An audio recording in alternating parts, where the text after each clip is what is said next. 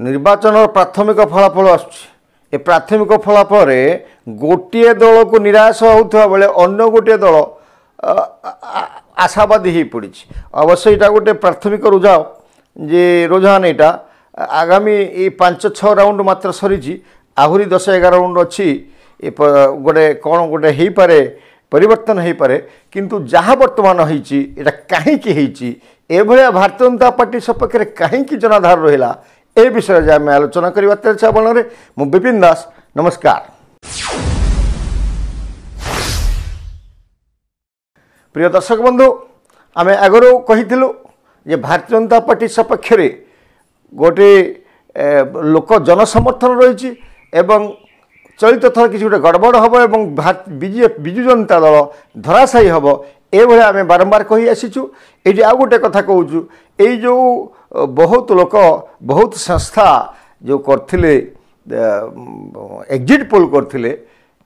तार मध्य तारतम्य आसुची। एग्जिट पोल को मध्य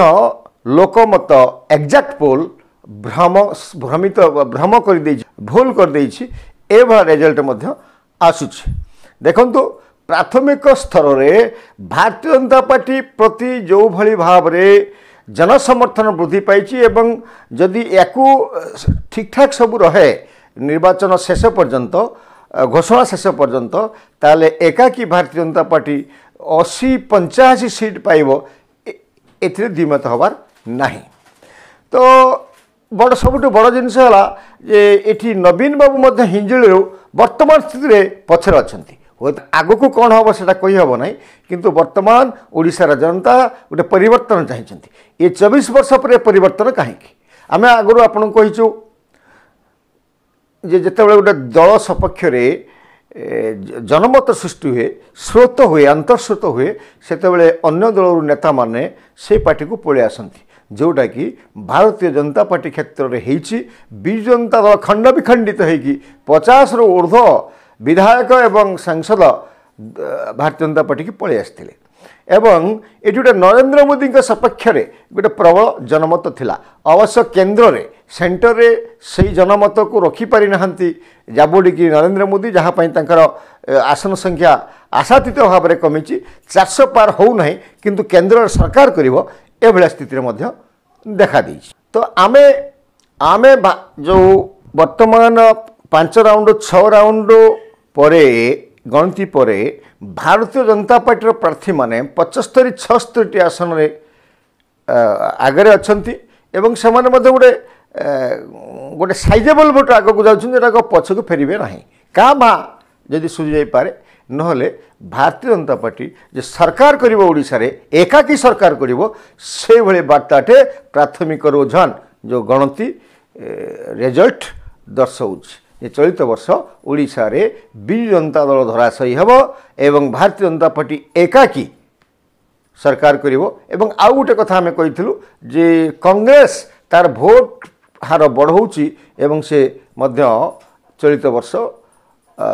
कांग्रेस फैक्टर गोटे जहाँपाई भारतीय जनता पार्टी आसन संख्या वृद्धि पाई।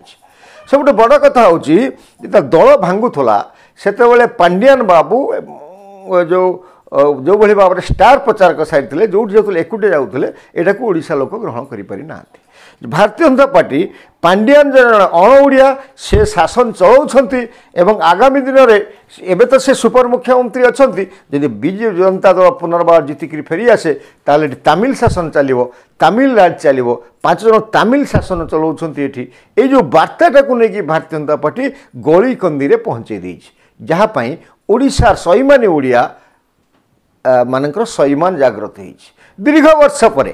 जो मागी खाई जो 1000 टंकार बिकिदबा 5000 टंकार बिकिदबा मागणार छता बांटा मागणार जोता बांटा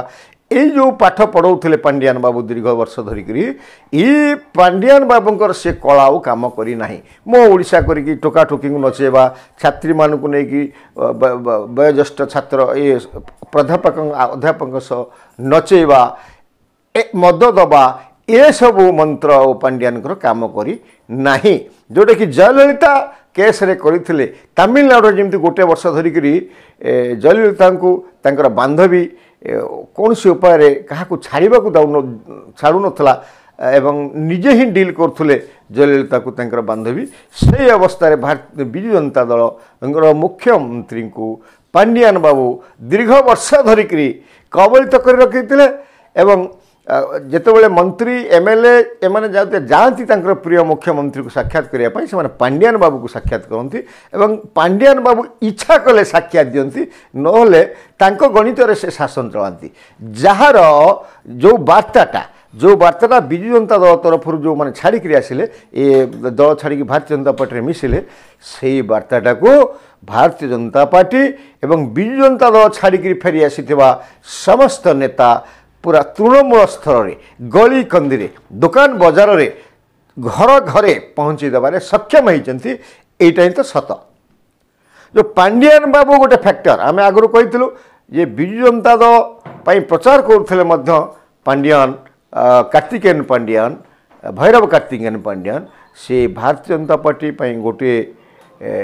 ଜଣେ ଷ୍ଟାର ପ୍ରଚାରକ ଥିଲେ ଏବଂ ତାଙ୍କ ପାଇଁ ଆମେ କହିଥିଲୁ ଆମେ ସର୍ଭେ ଏକ୍ଜିଟ୍ ପୋଲ୍ରେ ଯେ ତାଙ୍କ ପାଇଁ 7% ଭୋଟ ବିଜୁ ଜନତା ଦଳ ହରାଉଛି, ଯେଉଁ ଭୋଟଟେ କି ସିଧାସଳଖ ଭାରତୀୟ ଜନତା ପାର୍ଟି ଖାତାକୁ ଯାଉଛି। ତ ପ୍ରଥମ କ୍ଷେତ୍ର ଆମେ କହିଲୁ ଆପଣଙ୍କୁ ସ୍ପଷ୍ଟ ଭାବରେ, ସର୍ବପ୍ରଥମେ କଂଗ୍ରେସର ଭୋଟ ହାର ବୃଦ୍ଧି, ଦ୍ୱିତୀୟରେ ପାଣ୍ଡିଆନ ଫ୍ୟାକ୍ଟର, ଯେଉଁ ଯାହାକୁ ଆମର ବହୁତ ଲୋକ ମଧ୍ୟ ବହୁତ ଗଣମାଧ୍ୟମ ମଧ୍ୟ ତାକୁ ଟେକାଟେକି କରି କାର୍ତ୍ତିକେୟନରୁ କାର୍ତ୍ତିକ ପଣ୍ଡା କରିଦେଇଥିଲେ, ସେମାନେ ଗୋଟେ ଶକ୍ତ ଚାପଡ଼ା। ଆଉ ଯେଉଁମାନେ ବଚସ୍କର ପାଲଟି ଯାଇଥିଲେ ପାଣ୍ଡିଆନ ବାବୁଙ୍କର, ପାଣ୍ଡିଆନ ବାବୁ ନବୀନ ବାବୁ ଯାହା କେହି ନୁହନ୍ତି, ପାଣ୍ଡିଆନ ହେଉଛନ୍ତି ଆମେ ସର୍ବେସର୍ବା, Pandian sir is our great, ଯେଉଁମାନେ କହୁଥିଲେ Pandian sir is the great, ତାଙ୍କୁ ମଧ୍ୟ ଗୋଟେ ଶକ୍ତ ଚାପଡ଼ା ଏବଂ ସେମାନେ ତାଙ୍କର ସ୍ୱାଭିମାନକୁ ନଷ୍ଟ କରିଦେଇଥିଲେ। ଓଡ଼ିଆ ସ୍ୱାଭିମାନକୁ ଏଇ ଯେଉଁ ବଚସ୍କର ଗୋଷ୍ଠୀ ଯେଉଁମାନେ କି ପାଣ୍ଡିଆନଙ୍କ ପାଖାପାଖି ରହୁଥିଲେ ଏବଂ ପାଣ୍ଡିଆନକୁ ନେଇକରି ବୁଲାଉଥିଲେ, ତାଙ୍କ ପାଇଁ ମଧ୍ୟ ଏଇଟା ଗୋଟେ ଶକ୍ତ ଚାପଡ଼ା। ତୃତୀୟ କଥା ହେଉଛି ଯେଉଁମାନେ ବବି ଦାସ ହାରୁଛନ୍ତି, ଦେଖନ୍ତୁ ଆଜ୍ଞା ବବି ଦାସ ଆମେ ଆଗରୁ କହିଛୁ, ଏବେ ବବି ଦାସ ହାରୁଛନ୍ତି। ଯେଉଁମାନେ ପାଣ୍ଡିଆନଙ୍କର ପଟ ଶିଷ୍ୟ ସବୁ ଗୋଟେ ପରେ ଗୋଟେ ଗଡ଼ିଯିବେ, ତା କାରଣ ଓଡ଼ିଶାର ଲୋକ ଆଉ ଗ୍ରହଣ କରିପାରୁନାହାନ୍ତି। ବରାବର ସଭାରେ ମୁଖ୍ୟମନ୍ତ୍ରୀଙ୍କ ହାତକୁ ଟାଣି ଆଣିବା ପୋଡ଼ିୟମ୍ ଭିତରକୁ ଏବଂ ଗୋଡ଼ରେ ଗୋଇଠା ମାରିବା ଏବଂ ତାଙ୍କ ମାଇକ୍ ଆଗରେ ସେ ମାଇକ୍ରୋଫୋନ୍ ଧରି ଜଣେ ବୃଦ୍ଧ ଲୋକ ଯିଏକି କସସ୍ରେ ନାହାନ୍ତି, ଅନକସସ୍ରେ ଅବସ୍ଥା ଅଛନ୍ତି, ତାଙ୍କୁ ପାଣ୍ଡିଆନ କୌଣସି ଉପାୟରେ ବୁଲେଇବା ଏବଂ ସେ ସବୁ ପ୍ରତ୍ୟେକ କଥା ଭୁଲିଯିବା ଏବଂ ଭରା ମଞ୍ଚରେ ପାଣ୍ଡିଆନ ତାଙ୍କୁ ହ୍ୱିସ୍ପରିଂ କହିଦେବା, ପାଣ୍ଡିଆନଙ୍କ ମୁଖକୁ ମୁଖ୍ୟମନ୍ତ୍ରୀ ଚାହିଁବା ଏବଂ ପାଣ୍ଡିଆନ ଯାହା ପାକ କରି କହିଦେବେ ତାକୁ ଅଧା ବୁଝିକିରି ନବୀନ ବାବୁ ସଭା ସମିତିରେ ଭାଷଣ ଦେବା, ୟାର ପରାଭବ ଭୋଗିଛି ବିଜୁ ଜନତା ଦଳ। ଆମେ ଆଗରୁ କହିଥିଲୁ ବିଜୁ ଜନତା ଦଳରେ ବହୁ ଯୋଗ୍ୟ ଲୋକ ଥିଲେ, ଯେଉଁମାନେ ଏବେ ବି କିଛି ଅଛନ୍ତି ପାର୍ଟି ପ୍ରେମରେ, ଆଉ କିଛି ବହିଷ୍କୃତ ହୋଇଛନ୍ତି କିମ୍ବା ଅଭିମାନରେ ମୁଖ୍ୟମନ୍ତ୍ରୀ ଦେଖିବାକୁ ପାଇନାହାନ୍ତି ବୋଲି ଭାରତୀୟ ଜନତା ପାର୍ଟିରେ ସାମିଲ ହୋଇଛନ୍ତି। ସେମାନଙ୍କର କଥା ମଧ୍ୟ ପାର୍ଟି ନବୀନ ବାବୁ ବୁଝିବାର ଥିଲା, କିନ୍ତୁ ନବୀନ ବାବୁ କ'ଣ ବୁଝିବେ? ନବୀନ ବାବୁ ତ ନିଜେ ହିଁ ଅବୁଝା ସ୍ତରରେ ଥିଲେ, ତାଙ୍କୁ ପାଣ୍ଡିଆନ ବାବୁ ଯାହା କହୁଥିଲେ ସେୟା କରୁଥିଲେ। ଯେଉଁ ସ୍ଥିତି ବର୍ତ୍ତମାନ ଦେଖୁଛି ବିଜୁ ଜନତା ଦଳ ୟା ପରେ ଖଣ୍ଡ ବିଖଣ୍ଡିତ ହୋଇଯିବ ଏବଂ ଯେଉଁ ବି 40 ପାଖାପାଖି ସିଟ୍ ଯଦି ଜିତେ ବିଜୁ ଜନତା ଦଳ, ସେଥିରେ ମଧ୍ୟ ବିଭାଜନ ହେବାର ସମ୍ଭାବନା ରହିଛି। ଏବଂ ଏଠି ଆଉ ଗୋଟେ ବଡ଼ କଥା ଘଟିବ ଯେ ବିଜୁ ଜନତା ଦଳ ଭିତରେ ଯେଉଁ ବିଦ୍ରୋହ ହେବ, ଏ ବିଦ୍ରୋହଟା ମଧ୍ୟ ଭିକେ ପାଣ୍ଡିଆନ ପାଇଁ ନେଇକରି ହେବ। ଭିକେ ପାଣ୍ଡିଆନ ବର୍ତ୍ତମାନ କ'ଣ କରିବେ? ତାଙ୍କ ଯେଉଁ କଳା ସାମ୍ରାଜ୍ୟ ଥିଲା 5T, ଯେଉଁ 5 ତାଲମିଲ ଆସିକି ଶାସନ କରୁଥିଲେ, ଯେଉଁଭଳି ଭାବେ ଦୁର୍ନୀତି କରିଥିଲେ, ଓଡ଼ିଶା ମୁକ୍ତ କରିବାକୁ ଚେଷ୍ଟା କରୁଥିଲେ, ଓଡ଼ିଆ ଭାଷାକୁ କଦର୍ଥ କରୁଥିଲେ, ଓଡ଼ିଶାର ଧନ ସମ୍ପଦକୁ ତାମିଲନାଡୁ ନେଇଯାଉଥିଲେ ଏବଂ ନିଜ ପକେଟ୍ ଗରମ କରୁଥିଲେ ଏବଂ ତାମିଲନାଡୁରେ 1 ନମ୍ବର ଧନୀ ହେବାକୁ ସ୍ୱପ୍ନ ଦେଖୁଥିଲେ, ତାଙ୍କ ଅବସ୍ଥା କ'ଣ ହେବ ସେ ବିଷୟରେ ଆଜି ଆମେ ନିଶ୍ଚିତ ଭାବେ ଆପଣଙ୍କୁ ସମକ୍ଷ ଟିପ୍ପଣୀ ଦେବୁ, ପରବର୍ତ୍ତୀ ଏପିସୋଡ଼ରେ ଡିଟେଲ୍ସ କହିବୁ। ବର୍ତ୍ତମାନ ପାଣ୍ଡିଆନ ବାବୁ କ'ଣ କରିବେ? ଯିବେ କେଉଁଠି? ରିଜାଇନ୍ ତ କରିଦେଲେ, ତାଙ୍କ ଆଉ ଚାକିରି ନାହିଁ, କ'ଣ ତାମିଲନାଡୁ ପଳାଇବେ ନା ଏଠି ବିଜୁ ଜନତା ଦଳର ନେତୃତ୍ୱ ନେବେ? ଯଦି ତାମିଲନାଡୁ ପଳାଇବେ ତାହେଲେ ବିଜୁ ଜନତା ଦଳ ନେତୃତ୍ୱ ଶୂନ୍ୟ ହେବ ଏବଂ ଏଇ ଯେଉଁ ନବୀନ ବାବୁଙ୍କୁ ଆଉ କେହି ମାନିବେ ନାହିଁ। ये जहाँ को जड़े ओडिया को जदि दि जाए अच्छा बबी बाबू अन्य मैंने अच्छा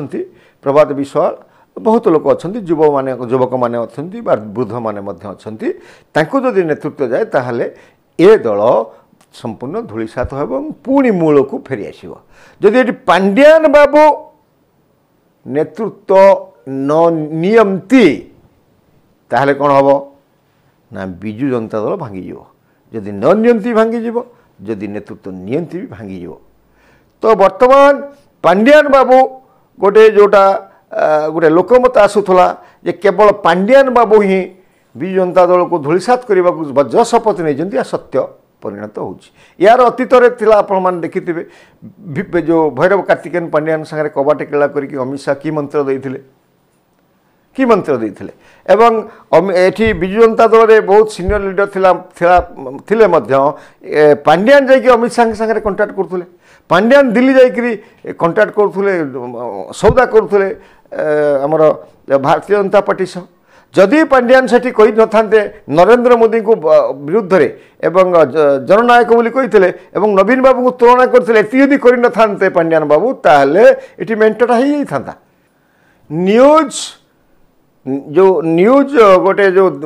साक्षात्कार देते पांड्यान बाबू दिल्ली रे सेटा ही पांड्यान बाबू काल है जार रिएक्ट करते नरेंद्र मोदी पचार पांड्यान किए एवं सेठू नरेंद्र मोदी ही सिद्धांत नहीं कारण नरेंद्र मोदी अलरेडी कही सारी जे मोर दोस्त होती बेस्ट फ्रेंड नवीन बाबू किंतु ये जो पांड्यान बाबूंकर टिप्पणी दिल्ली रे जाइए साक्षात्कार ही सब खेल गड़बड़ कर देता जहाँपाई सीधा सड़क नरेंद्र मोदी पांड्यान को आक्रमण करने सहित नवीन बाबू सह दुस्ती भांगी देते नवीन बाबू को अपारग सरकार कहते तो ये केवल पांड्यान अवश्य आंटी इनकमेन्सी अच्छी 24 वर्ष पर जो मागणा छता जोता से कथा कहीकि लोक मैंने हैरान होते पानी पाऊन रास्ता नाला गर्भवती स्त्री मैंने कांधरे बुहाई जाऊे डाक्तरखाना जो रोगी माने खटियारे बुहाई जाऊे ये सब थिला किंतु या 24 वर्ष है मैनेज कर सक्षम होता विजु जनता दल ये चलित वर्ष जो भारतीय जनता पार्टी सक्रिय है जो नरेंद्र मोदी आसिक गाली कले जो अमित शाह आसिक गाली कले विजु जनता दल नेतृमंडल को भारतीय जनता पार्टी कार्यकर्ता भितर गोटे उद्यम साहस आसला उत्साहित हेले एवं भारतीय जनता पार्टी गोटे जो सपक्ष जो जन मत थिला साइलेंट भोटर थिला जहाँ को कहीं मापी पारु नथिले ताकरी पाखरे जाइए भारतीय जनता पार्टी कार्यकर्ता पहुँचले फलस्वरूप वर्तमान भारतीय जनता पार्टी रे ओडिशा सरकार होगाकू जाउछि ए बेला बार्ता प्राथमिक भोट गणना जना पड़ुछि अवश्य कौन हम कौन नहीं आउ किछि घंटा पर जना पड़ ए ट्रेंड रोचे कि नहीं किंतु मॉर्निंग शोज दी डे जो वार्ता प्रथम आसी भारतीय जनता पार्टी सपक्ष जनमत अच्छी एवं जो हिसाब रे एग्जिट पोल होता ये सब भूल प्रमाणित हो अंतर्सत भारतीय जनता पार्टी सपक्ष जीव एवं 17 ରୁ 18टी आसन यदि संसदीय क्षेत्र में प्राय जीतीज भारतीय जनता पार्टी एवं पूर्ण संख्या गरिष्ठता नहीं सरकार करिवो एवं विजु जनता दल खंडविखंडित हम पांड्यान बाबू पलैजे गुजरात कारण रहिले विजु जनता दल जदि से रहती ताले विजु जनता दल संपूर्ण मलपोच हो तो निश्चित भाव आगामी एपिसोड रे आमे पुणी देखिबा कौन फलाफल होउछि कौन हम ओडिशार अवस्था किए हम परवर्ती मुख्यमंत्री 9 ना 10 कौ तारीख रे ओडिशा लोक जीवे भुवनेश्वर नुआ मुख्यमंत्री देखा ए विषय जानवा परवर्ती एपिसोड को आम अपेक्षा करवा से पर्यंत नमस्कार।